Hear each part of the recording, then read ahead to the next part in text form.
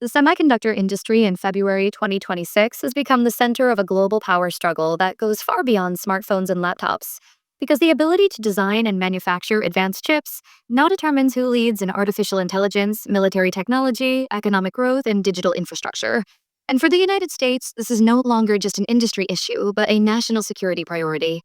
As Washington works to secure supply chains, boost domestic manufacturing, and limit China's access to the most advanced tools, while Beijing accelerates a massive state-driven push for chip independence, pouring billions into local fabs research labs and equipment makers in an effort to reduce reliance on Western technology and break through the barriers created by export controls. And this clash has created a new kind of Cold War, fought not with missiles but with lithography machines, advanced materials, and AI accelerators, where every breakthrough in chip design can shift the balance of power and every restriction can reshape global trade. As the U.S. CHIPS funding continues flowing into new factories in states like Arizona, Texas, and Ohio,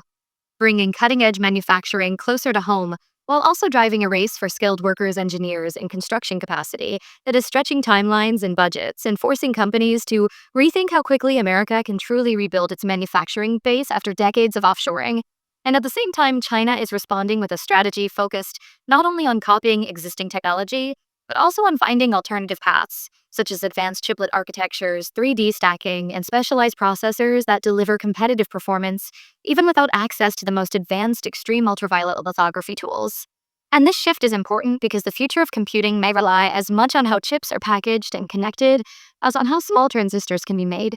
which means innovation bottlenecks are moving from pure scaling into integration power efficiency and system-level design areas where software and hardware are becoming deeply intertwined and where AI-driven chip design tools are shortening development cycles, giving an edge to companies that control both algorithms and silicon. And this is why firms like NVIDIA, AMD, Intel, and a growing group of AI hardware startups are at the heart of national strategy discussions, since their products power data centers, defense simulations, autonomous systems, and cloud services that form the backbone of modern economies, while Washington tightens rules on which chips can be sold abroad, especially those optimized for large-scale AI training, creating a moving target for compliance that companies must constantly adapt to by modifying performance thresholds, firmware, and interconnect speeds to stay within legal limits while still serving global customers. And this regulatory chess game is mirrored by China's own policies, which increasingly favor domestic suppliers in government and state-backed projects, gradually squeezing foreign chip makers out of key segments of the world's largest electronics market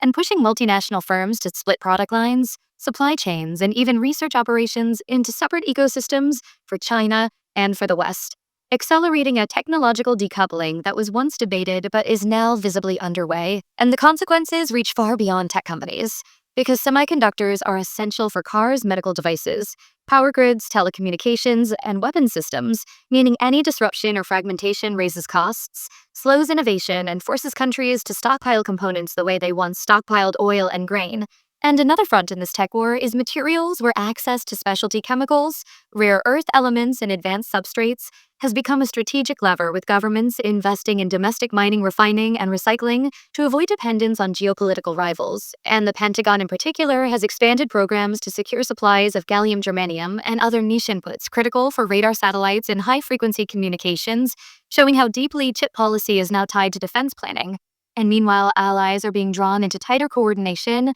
as the U.S. works with partners in Asia and Europe to align export rules, share research funding, and build what officials call trusted supply networks, designed to ensure that the most sensitive technologies flow within a circle of countries seen as politically reliable. Yet this alignment is not frictionless, since many of those same allies depend heavily on trade with China and must balance security concerns with economic realities, leading to complex negotiations over which tools can be sold, where, and under what conditions, and companies are caught in the middle, navigating overlapping regulations while trying to maintain profitability in a capital-intensive industry where a single advanced fab can cost more than $20 billion and take years to reach full output. And all of this is happening just as demand for compute power is exploding thanks to generative AI, robotics, edge computing, and the electrification of transport, which together are driving a structural increase in chip consumption that makes supply security even more critical for the United States, since leadership in AI models depends not only on software talent, but also on access to vast numbers of high-performance processors and energy-efficient data centers. And this is why semiconductor policy now shows up in presidential speeches, defense budgets, trade talks, and education initiatives aimed at rebuilding the pipeline of engineers and technicians needed to support a domestic industry revival. And the outcome of the semiconductor tech war will shape who sets standards, who captures the most valuable parts of the digital economy, and who controls the infrastructure that future innovations will run on, making chips the new oil of the 21st century, except far more complex to produce and far harder to replace when supply lines are disrupted. And as 2026 unfolds, the key question is not whether technology and geopolitics will remain linked, but how far the separation of ecosystems will go,